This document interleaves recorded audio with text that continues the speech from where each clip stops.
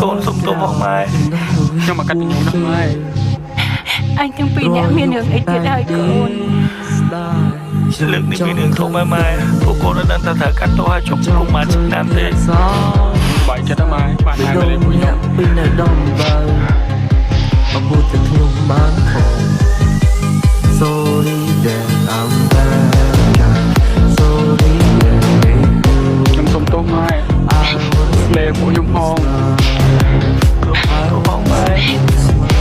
ទូតែក៏មកកូនធ្វើម៉ែបាក់ចិត្តម៉ែស្ដាប់យ៉ាងដាក់តាំងរត់មកម៉ែលើកទៅពួកកូន